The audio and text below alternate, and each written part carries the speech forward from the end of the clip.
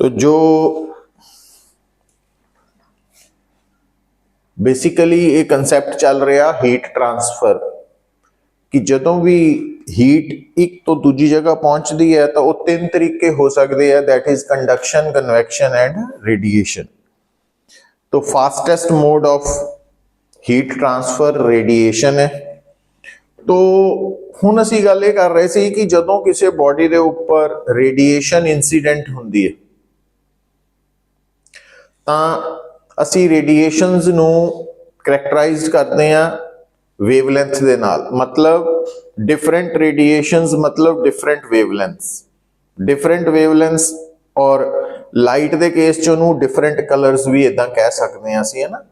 But wavelength more appropriate और basic term है colours नालों। तो डिफरेंट रेडिएशंस जो है उन्हां दी वेवलेंथ डिफरेंट है। तो जदों कोई भी रेडिएशन किसी बॉडी ते इंसीडेंट होएगी तो उस बॉडी ने उस इंसीडेंट रेडिएशन का किन्ने परसेंट रिफ्लैक्ट कर देना, किन्ने परसेंट एब्जॉर्ब करना, किन्ने परसेंट ट्रांसमिट करना। तो ये आपां लास्ट लैक्चर च डिस्कस किया सी कल वाले च। हुण असीं गल कर रहे हैं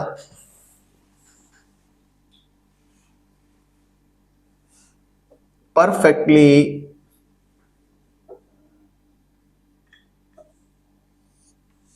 black body. Black body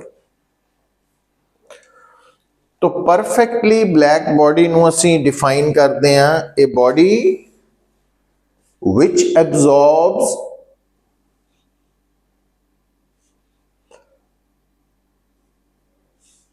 all kinds of radiations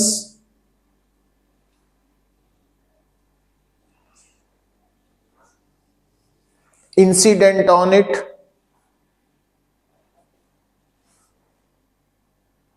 irrespective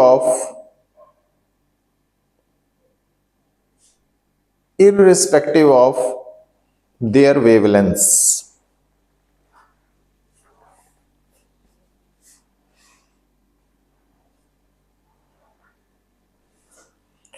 तो बिना रिफ्लैक्ट किए या ट्रांसमिट किए हर तरह की वेवलेंथ वाली रेडिएशन जो बॉडी अब्जॉर्व कर लेंदी है उसनों असीं परफेक्टली ब्लैक बॉडी बोलते हैं। Perfectly black body. और ब्लैक बॉडी दे लई जो ए लैम्डा आपां कल लिखिया सी मोनोक्रोमैटिक एब्जॉर्प्टेंस वो 1 हुंदा। मतलब radiation basically kind of energy है, याद रखना दिमाग च। तो जदों असीं ये कहने हैं कि बॉडी दे उपर रेडिएशन इंसीडेंट हुई, इहदा मतलब बॉडी दे कोल एनर्जी इंसीडेंट हुई, समझ गए। और उस इंसीडेंट एनर्जी का किन्ने परसेंट रिफ्लैक्ट होया, किन्ने परसेंट एब्जॉर्ब होया। तो जदों असीं रेडिएशन नाल डील करते हैं तो एनर्जी का मीनिंग है बेसिकली। और ए लैम्डा ब्लैक बॉडी दे लई डिफरेंट कलर्स दे लई, मतलब लैम्डा लिखण दा पर्पज है कि रेड कलर दे लई एब्जॉर्प्टेंस कितनी है, ब्लू कलर लई, वायलट कलर लई, येलो कलर लई, मतलब डिफरेंट वेवलेंथ्स लई हर वेवलेंथ दी एब्जॉर्प्टेंस 1 है। मीनस परफेक्टली ब्लैक बॉडी दे उपर जिहड़ी मर्जी वेवलेंथ वाली रेडिएशन इंसीडेंट कर दो उन्हें उन्होंने एब्जॉर्ब करना ही करना, ठीक है। जबकि जिहड़ी नॉन ब्लैक बॉडी है वो कुछ वेवलेंथ नूं एब्जॉर्ब कर पाती है, कुछ नूं नहीं कर पाती। तो जिस करके नॉन ब्लैक बॉडी लई ए लैम्डा की वैल्यू 1 नहीं हुंदी फॉर ऑल कलर्स। अच्छा, हुण परफेक्टली ब्लैक बॉडी किस तरह की हो सकती है, ये आपां फेरीज साइंटिस्ट का नाम है, उसने कहा कि तुसीं पूरी तरह नाल ब्लैक बॉडी तैयार कर सकते हैं। हुण इहदे च थोड़ा जिहा ध्यान रखने की लोड़ ये है, जरूरत यह है कि जिस भी ब्लैक बॉडी ਜਦੋਂ ਅਸੀਂ ਬਲੈਕ ਬੋਡੀ ਨਾਲ ਡੀਲ ਕਰਦੇ ਹਾਂ ਤਾਂ ਜਿਸ ਵੀ ਬੋਡੀ ਦਾ ਕਲਰ ਬਲੈਕ ਹੈ ਜ਼ਰੂਰੀ ਨਹੀਂ ਉਹ ਪਰਫੈਕਟਲੀ ਬਲੈਕ ਹੋਏ, बट परफेक्टली ब्लैक बॉडी का कलर ब्लैक होना जरूरी है ना। तो ये दो स्टेटमेंट्स नू क्लीयर करना जरूरी है कि जिन्नियां भी परफेक्टली ब्लैक बॉडीज है उन्हों का कलर ब्लैक है, बट जिन्नियां भी ब्लैक बॉडीज है जरूरी नहीं हो परफेक्टली, मतलब सपोज करो असी ब्लैक कलर की शर्ट पाई हुई है, तो अगर वो ब्लैक कलर की शर्ट है तो जरूरी नहीं हो परफेक्टली ब्लैक होए। तो परफेक्टली ब्लैक बॉडी और ब्लैक कलर वाली बॉडी च थोड़ा फर्क है, ये ध्यान रखना। तो जी फैरीज ब्लैक बॉडी है ये अकॉर्डिंगली फैरी कह रहा कहना कि तुसी की कर सकते हैं, एक डबल वॉल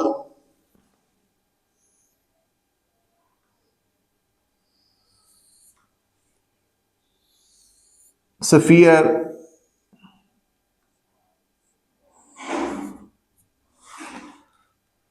ये डबल वॉल स्फीयर है, तो आ वैक्यूम है और ये जो आ वाली जगह वा ਇਹਦੇ ਵਿੱਚ ਜਿਹੜਾ इनर सरफेस है, inner surface of this double wall body आ वाला है, इनू असी कोटिंग की लैंप ब्लैक कोटिंग आ वाला ਇਹਦੀ कोटिंग की है लैंप ब्लैक कलर ना। लैंप ब्लैक समझ लो भी जिदा आप तवे के उत्ते खाना नहीं बनाने और कालख लग जाती है, तो वो वाली चीज है ना। और ये जिहड़ा होल है ये जस्ट ऑपोजिट एक प्रोजेक्शन है, प्रोजेक्शन।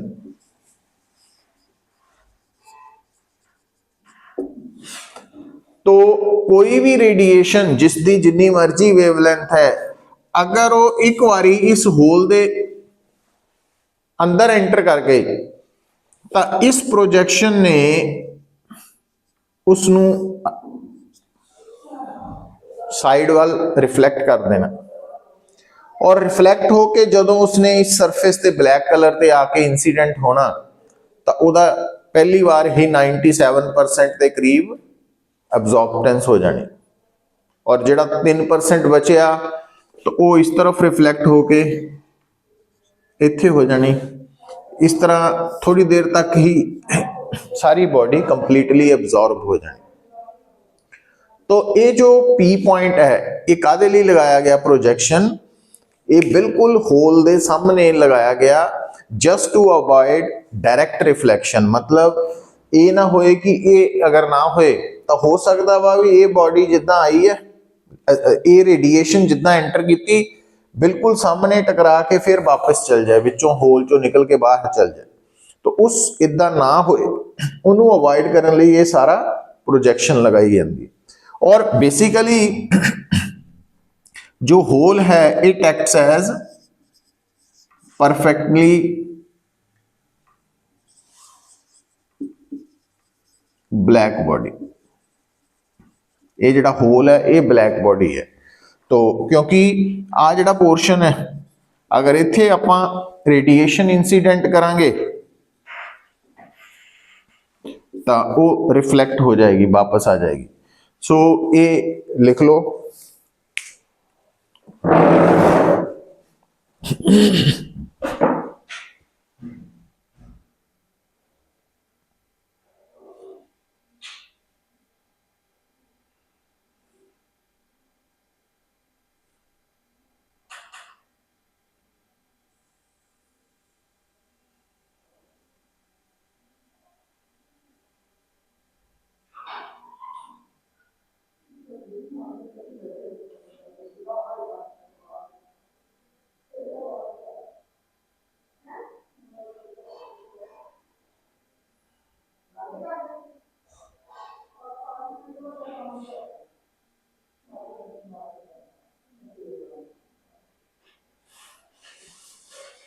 तो fairies black body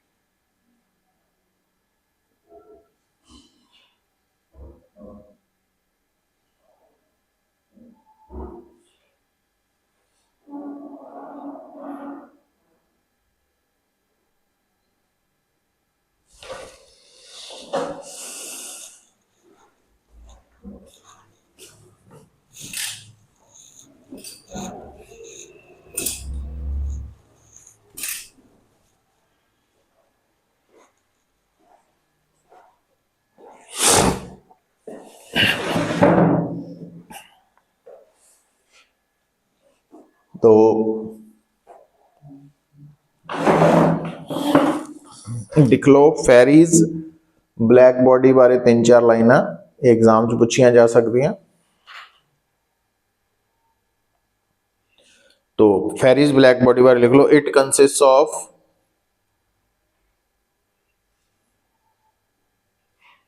double wall spherical shell with a fine hole O.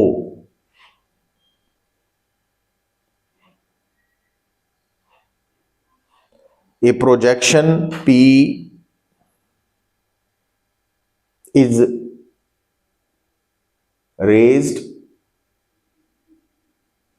within the shell. Projection P is raised within the shell just opposite to hole O.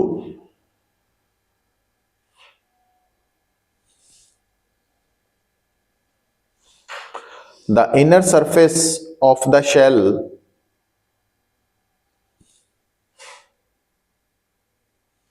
is coated with lamp black color.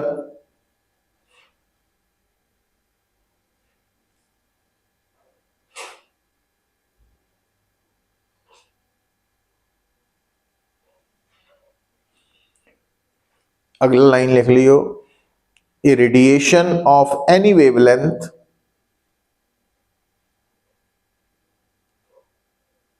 once enters the shell through O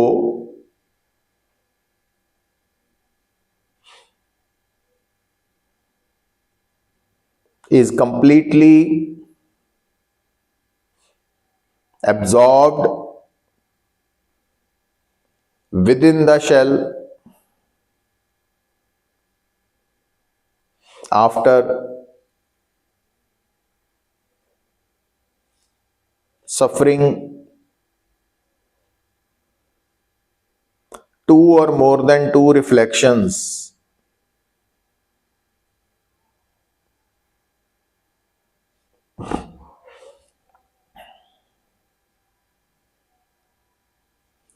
so hole O acts as perfectly black body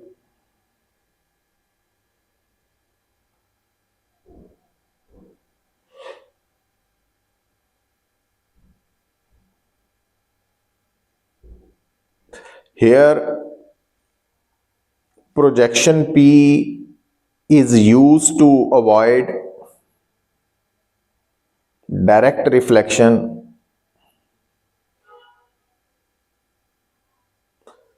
बस बहुत है। तो ये black body बारे, तो कोई भी black body जो है, क्योंकि रेडिएशन च ब्लैक बॉडी टर्म का मतलब है कि उस बॉडी के ऊपर जेड़ी मर्जी वेवलेंथ वाली रेडिएशन इंसीडेंट हो जाए उसने उसनू एब्जॉर्ब कर लेना है ना। तो ये भी गल समझो पुत कि कोई भी बॉडी जिस रेडिएशन नू एब्जॉर्ब करती है उसी रेडिएशन नू वो एमिट भी करेगी। मतलब ये कल भी मैं गल दसी सी भी क्लास दे विच हुण आपां सपोज करो एक एग्जाम्पल ले लीए कि फिजिक्स पढ़ रहे हैं है ना।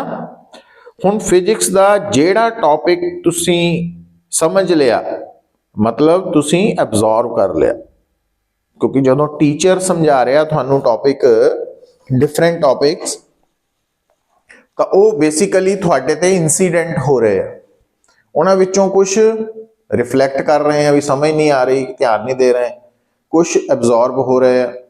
तो जेड़ा टॉपिक एब्जॉर्ब हो गया वो एग्जाम च एमिट भी हो जाना लिख भी हो जाना, तो जेड़ा एब्जॉर्ब भी नहीं होया वो एमिट नहीं होना। और क्योंकि black body perfectly black body हर तरह की रेडिएशन नू एब्जॉर्ब कर लेंदी है, तो यदा मतलब ब्लैक बॉडी हर तरह की रेडिएशन नू एमिट भी करेगी। समझ गए। नाउ ਹੁਣ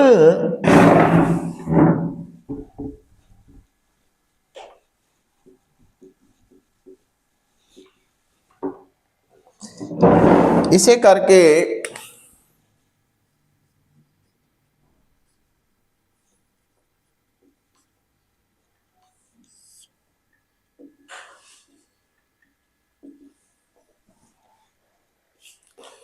ਸਾਡੇ ਕੋਲ ਇੱਕ ਸਟੇਟਮੈਂਟ ਆਂਦੀ ਹੈ, ਕਿਉਂਕਿ ਅਗਰ ਤੁਸੀਂ ਕਲਾਸ ਦੇ ਵਿੱਚ ਗੁੱਡ ਐਬਜ਼ॉर्बर ਸਾਰੇ ਕਨਸੈਪਟ ਸਮਝ ਰਹੇ ਆ ਜ਼ਿਆਦਾ, ਤਾਂ ਐਗਜ਼ਾਮ 'ਚ ਤੁਹਾਡੇ ਮਾਰਕਸ ਵੀ ਵਧੀਆ ਆਣਗੇ। मतलब good absorbers are good emitter. तो लिखो ਇਹਦੀ स्टेटमेंट किरचॉफ्स लॉ ਦੀ।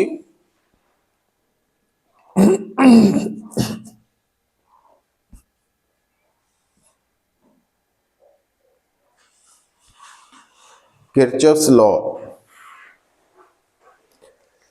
तो it states that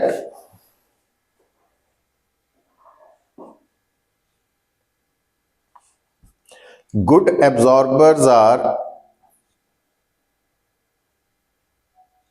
good emitter and vice versa.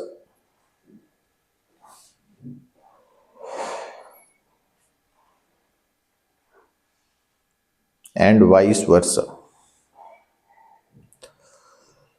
तो इहदा उल्ट मतलब bad absorbers are bad emitter, और इस स्टेटमेंट नूं असीं बोलते हैं किरचॉफ्स लॉ। तो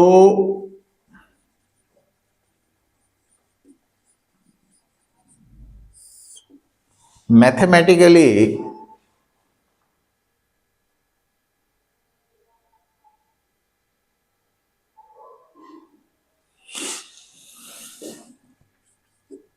E lambda over A lambda is equal to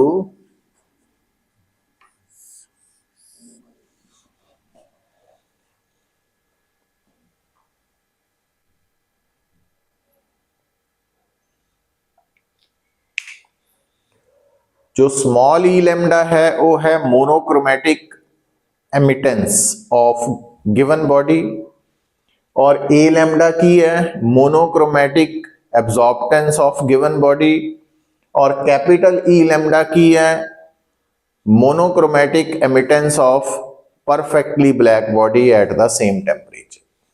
मतलब इहदे च दो बॉडीज का कंपैरिजन हो रहा, एक ब्लैक बॉडी है पूरी और एक नॉन ब्लैक बॉडी है ना, या जनरल बॉडी है।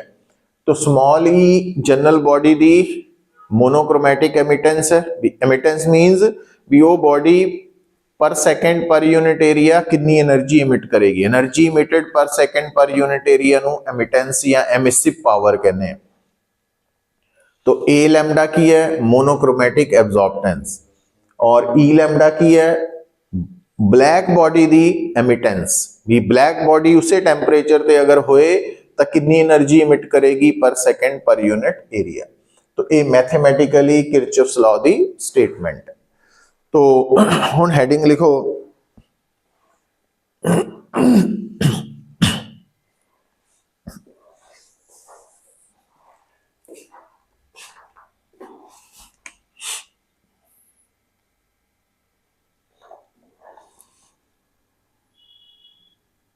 Black body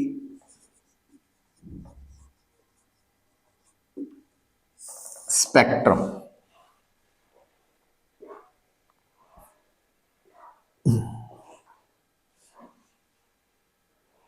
black body spectrum मतलब कोई भी ब्लैक बॉडी जदों एनर्जी एमिट करेगी है ना, तां वो एनर्जी रेडिएशंस दी फॉर्म च बाहर आएगी, और वो जिहड़ियां रेडिएशंस है उन्हां दी वेवलेंथ की है डिफरेंट, अलग अलग है। तो अलग अलग रेडिएशन दे नाल जो एनर्जी जुड़ी हुई है वो अलग अलग होएगी। मतलब उस गल नूं असीं रिजल्ट नूं याद रखना वा, क्योंकि साइंटिस्ट ने सानू ये कंसैप्ट एक्सप्लेन करके दिता वा, तो असी उस इनफॉर्मेशन नू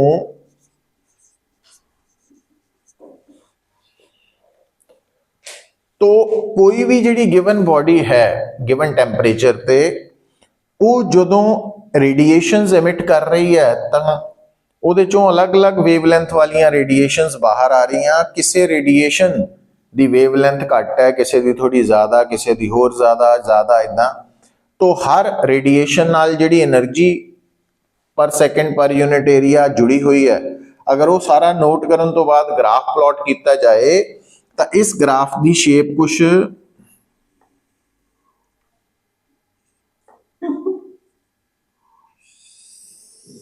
इस तरह की आएगी। तो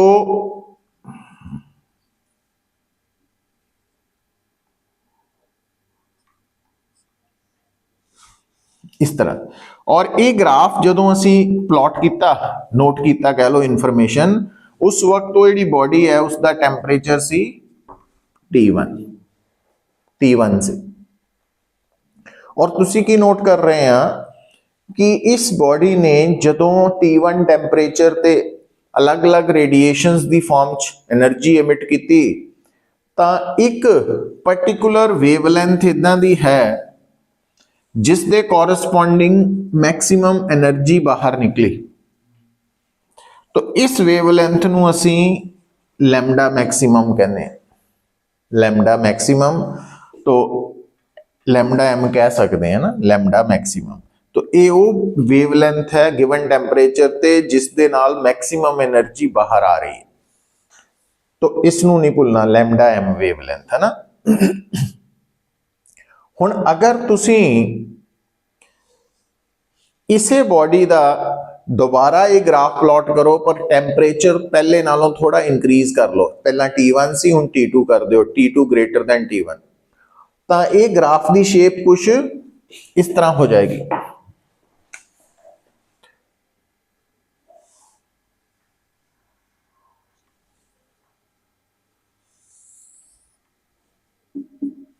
T2 मतलब तो हुण जो T2 टैंपरेचर ते जो लैम्डा एम है वो की हो गया, टैंपरेचर दे इंक्रीज करन नाल जो टैंपरेचर इंक्रीज किया तो लैम्डा एम की वैल्यू है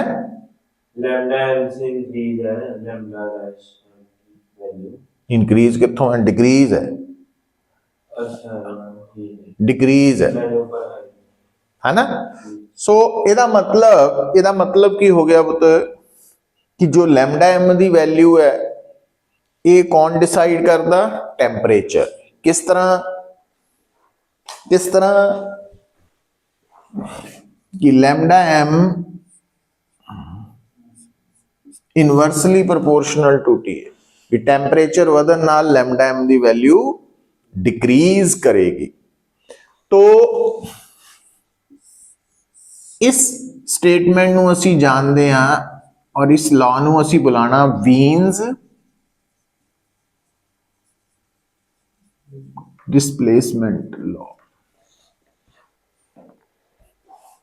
ठीक है।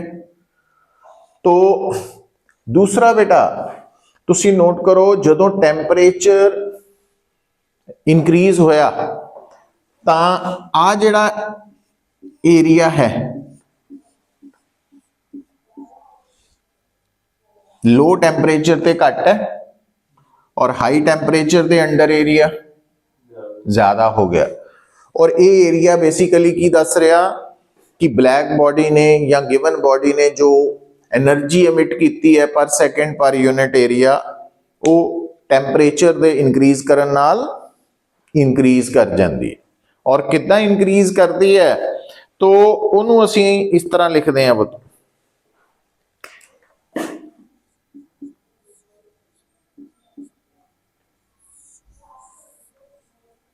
तो इसनों असी कहने स्टीफन्स लॉ। और ई इत्थे की है,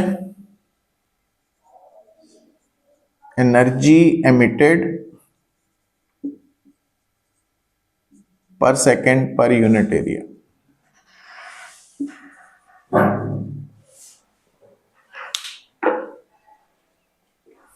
है ना। मतलब ये जो ब्लैक बॉडी स्पैक्ट्रम है इसकी जो एनालिसिस किया गया, स्टडी की गई, तो सानू दो इंपॉर्टेंट लॉज पता लगे। एक का नाम है वीन्स डिस्प्लेसमेंट लॉ, दूसरे का नाम है स्टीफन्स लॉ। तो इन्हां बारे आपां हुण डिस्कशन करांगे।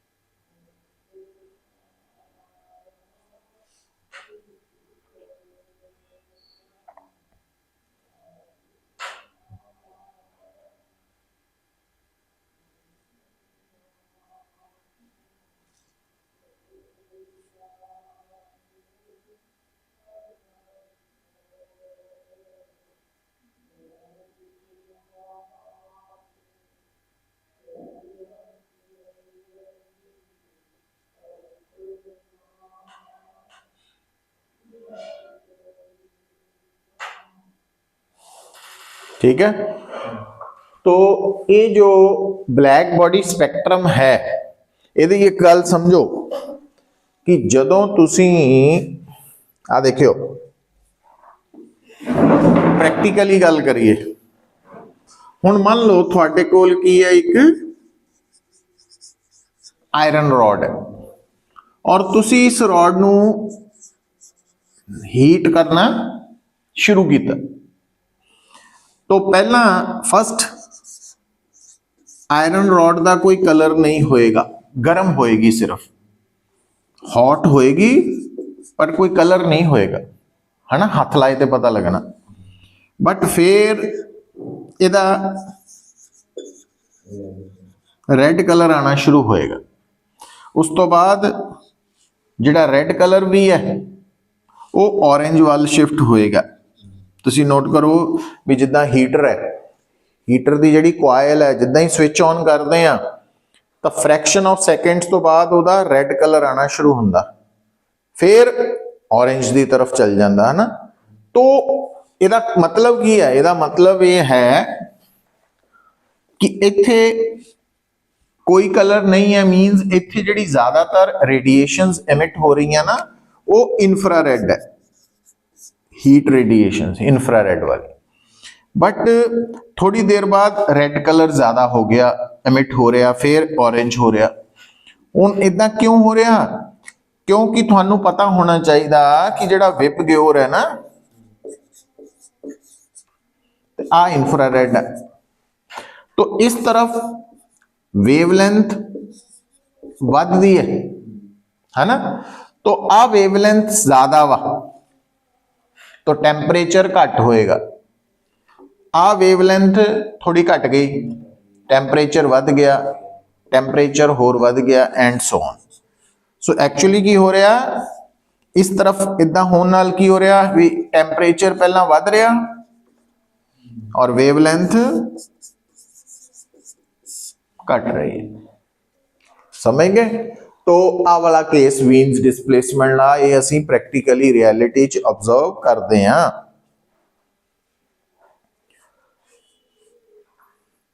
तो ब्लैक बॉडी स्पैक्ट्रम बड़ा ही यूजफुल है साडे लई। तो इस स्पैक्ट्रम तो सानू दो चीज़ां बड़ियां इंपॉर्टेंट नोट हुईयां कि एक तां कि गिवन टैंपरेचर ते इस ग्राफ की जिहड़ी शेप है उस तो पता लगा कि जदों गिवन टैंपरेचर ते बॉडी रेडिएशंस एमिट करती है तो डिफरेंट वेवलेंथ वालियां रेडिएशंस एमिट करती है, बट गिवन टैंपरेचर ते उन्हां विचों एक रेडिएशन इदां दी हुंदी है जिस दे नाल मैक्सिमम एनर्जी इमिट हो रही है। उस वेवलेंथ, उस रेडिएशन की वेवलेंथ नूं असीं lambda m maximum wavelength corresponding to maximum emission कहने आ। तो लैम्डा एम का नाम तुसीं की लिख सकते हैं इत्थे, wavelength corresponding to maximum emission. तो वेवलेंथ नहीं मैक्सिमम, इस वेवलेंथ के कोरस्पॉन्डिंग मैक्सिमम एनर्जी एमिट हो रही है। तो वो कंसेप्ट है basically.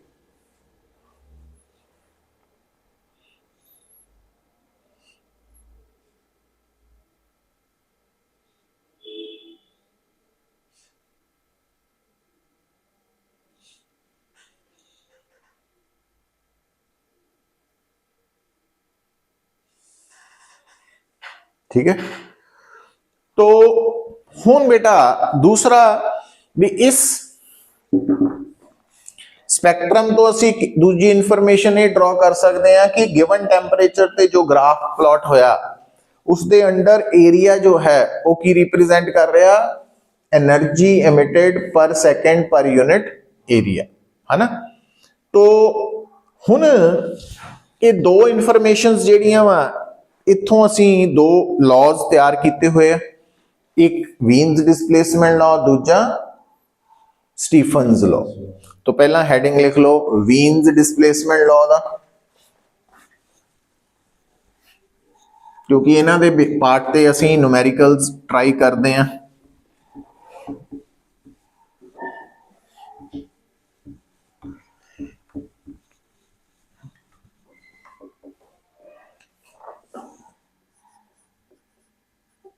वीन्स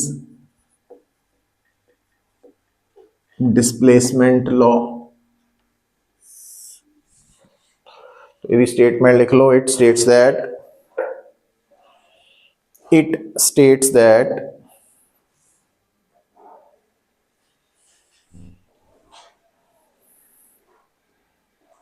the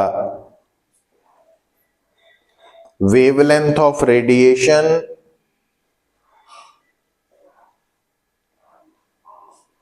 corresponding to maximum emission of energy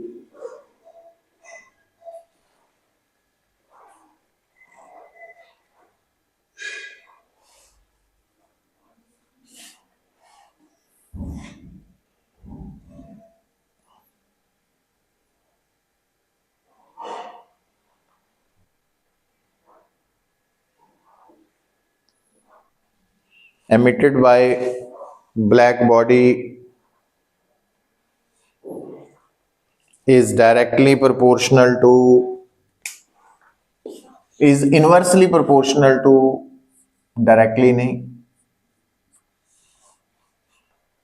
inversely proportional to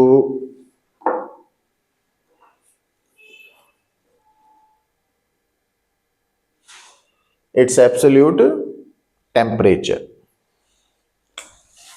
और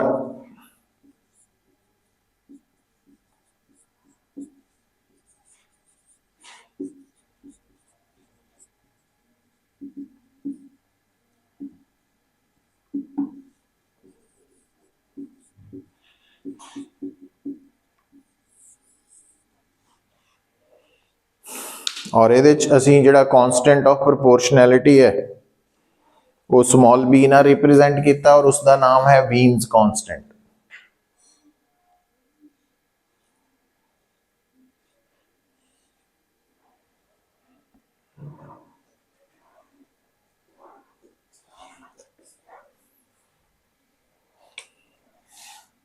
और b दी वैल्यू है 2.89 into 10⁻³ metre kelvin.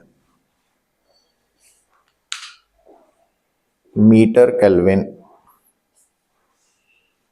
B Wien's constant दा।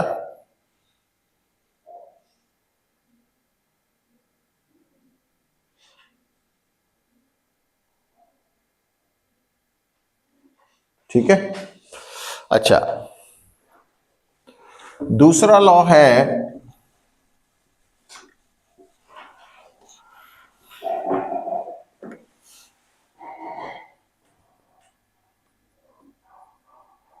Stephen's law.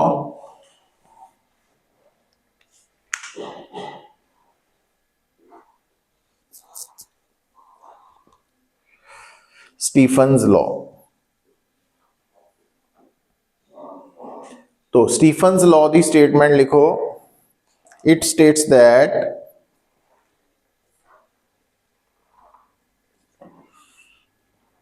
The energy emitted per second या पर यूनिट टाइम लिख लो। The energy emitted per unit time per unit area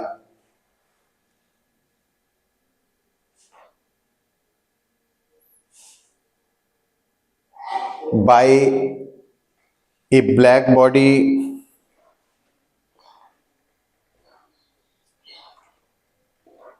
is directly proportional to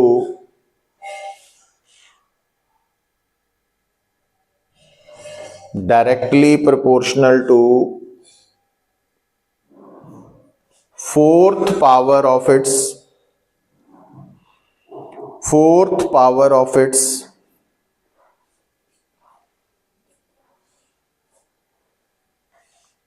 absolute temperature. और एक गल समझ लो, पूरी physics दे विच जिथे भी एक्सप्रैशन दे अंदर टेंपरेचर दा सिंबल कैपिटल टी है वो एब्सोल्यूट टेंपरेचर है, टेंपरेचर इन केल्विन। तो energy emitted per second per unit area, तो fourth power of absolute temperature है और E इज इक्वल टू, तो वेयर सिग्मा, हुण इत्थे थोड़ा ध्यान रखना, स्टीफन्स कांस्टेंट है और इसकी value 5.67 into 10⁻⁻⁸।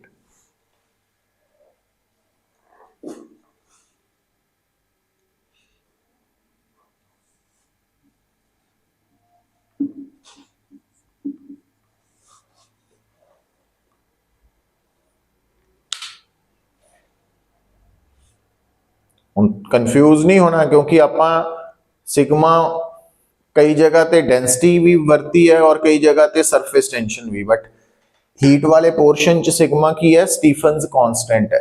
Energy emitted per second per unit area E is equal to sigma T⁻⁴, ये रिलेशन है।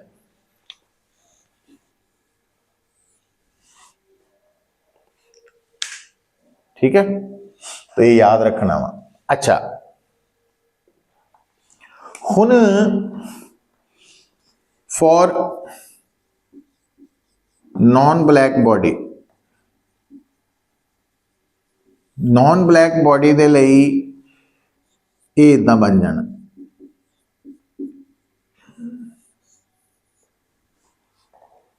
For non black body Stefan's law इस तरह लिखांगे, मतलब कैपिटल ई नू स्मॉल ई ना रिप्लेस कर देंगे। कैपिटल ई है ब्लैक बॉडी दी एमिसिव पावर और स्मॉल ई है नॉन ब्लैक बॉडी दी एमिसिव पावर। और एप्साइलन की है एमिसिविटी, ये आपां कल दे लैक्चर च कीता सी।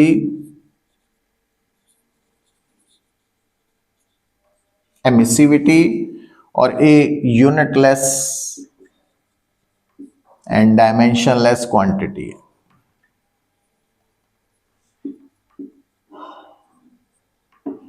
और इसकी वैल्यू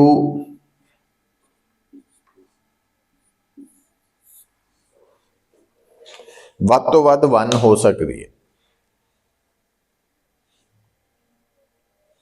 तो एमिसिविटी की वैल्यू मैक्सिमम 1 हो सकती है कि ब्लैक बॉडी ਲਈ। तो जदों ये 1 है, सुनो, जदों ये 1 है तो यदा मतलब आही सेम फार्मूला बन गया ब्लैक बॉडी ਲਈ। तो ये ध्यान रखना वा। तो स्मॉल ई या कैपिटल ई का मतलब की है, एनर्जी एमिटेड पर सेकंड पर यूनिट एरिया। अच्छा, हुण इत्थे एक शब्द ये भी आंदा, वो नोट कर लो,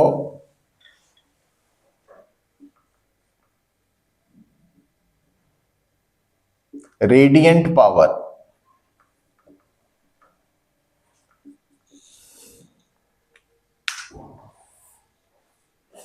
रेडिएंट पावर का मतलब है energy emitted per unit time.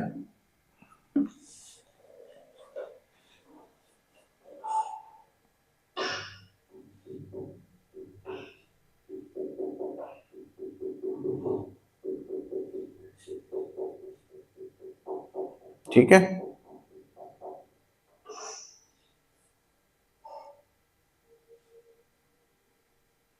तो हम देखियो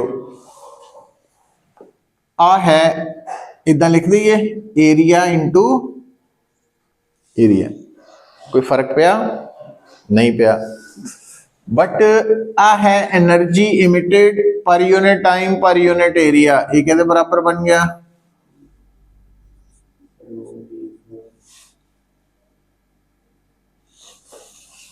ब्लैक बॉडी ले, और एरिया ए आ गया, surface area. Area mean surface area. तो आ बन गया फॉर ब्लैक बॉडी, और आ बन गया फॉर नॉन ब्लैक बॉडी। भी कोई भी बॉडी पर सेकंड कितनी एनर्जी इमिट करती है वो असी इन्हां फार्मूलाज तो निकाल सकते हैं। और एनर्जी इमिटेड पर सेकंड नूं असी रेडिएंट पावर कह देंगे, है ना, रेडिएंट पावर। तो रेडिएंट पावर टैंपरेचर दे नाल नाल सरफेस एरिया दे भी डायरेक्टली प्रोपोर्शनल है।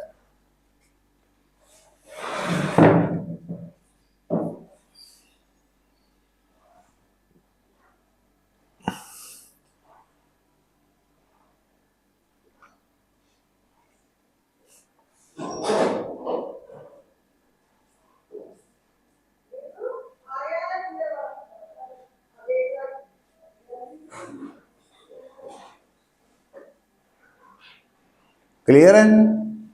अच्छा, फिर बेटा ध्यान दियो, मतलब अगर असी गल करिए किसी भी बॉडी दी, जे थानू उस बॉडी का टैंपरेचर पता वा तो तुसी उस बॉडी द्वारा एमिट की जा रही एनर्जी पर सेकंड पर यूनिट एरिया कैलकुलेट कर सकते हैं। किहड़ा फार्मूला लगा के? ब्लैक बॉडी लिए उपर वाला ते नॉन ब्लैक बॉडी लिए आ वाला, है ना। तो बस ध्यान ही रखना कि इस फार्मूला नू यूज करते वक्त जो टी है टैंपरेचर वो कैल्विन च लेना वा, सैल्सीयस च नहीं लेना, है ना। ये गड़बड़ होनी है। हुण देखो बेटा, लिखो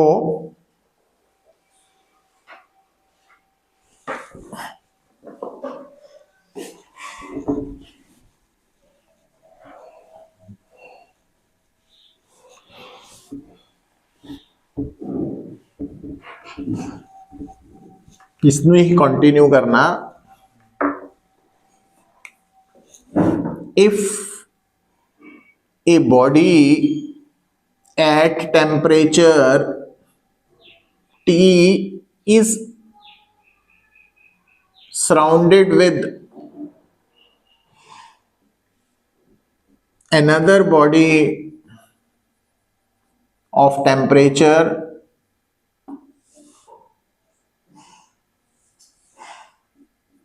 T naught,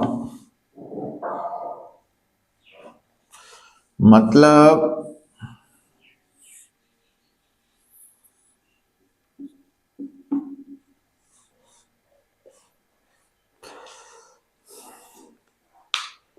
बॉडी का टेंपरेचर T है, सराउंडिंग का टेंपरेचर T नॉट है। तो हुण की होएगा, बॉडी अपने टेंपरेचर करके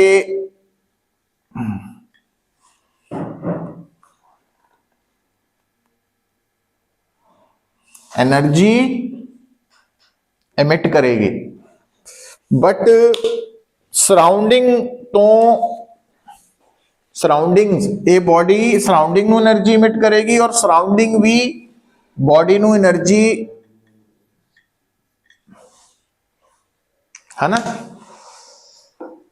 पहला जिहड़ा केस आपां डिस्कस किया उहदे च असीं सिर्फ ये देखिया कि बॉडी तो कितनी एनर्जी बाहर निकल रही है, पर हुण आपां ये भी देख रहे हैं कि कुछ बॉडी बाहर निकल रही, कुछ एंटर भी कर रही है। तो हुण इस केस दे विच असीं टर्म यूज करांगे नेट एनर्जी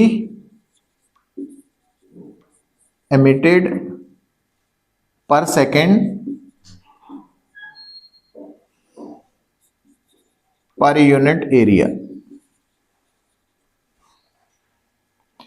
तो ये कितना कैलकुलेट होएगी, तो ये कैलकुलेट होएगी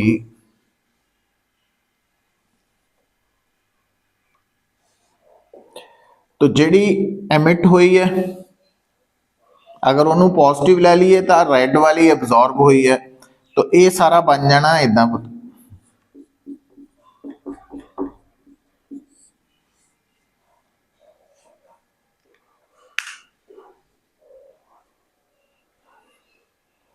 जे ब्रैकेट खोलूंगे तो जी फर्स्ट टर्म आएगी वो एनर्जी इमिटेड है, तो दूजी पोर्शन आएगा नेगेटिव, वो एनर्जी एब्जॉर्ब हो रही है ना सराउंडिंग तो।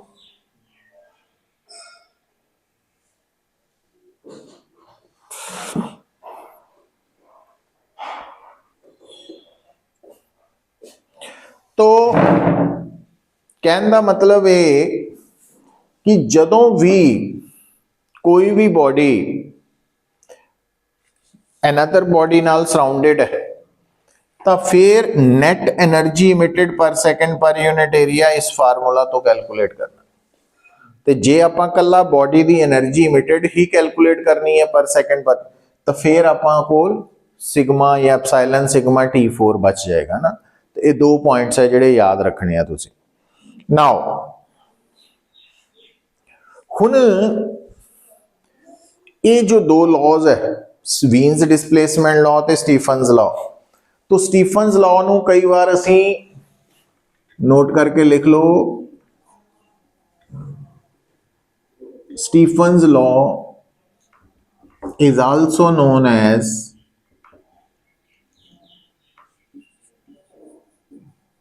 Stephen's Boltzmann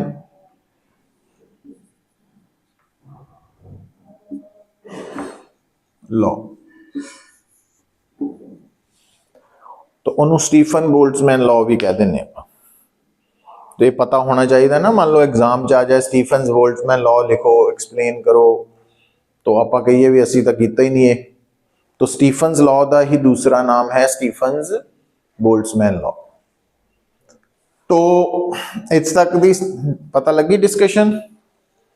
तो इस तो अगे फिर आप कल कर लांगे ना। तो कल कितना टाइम हो गया? बस ठीक।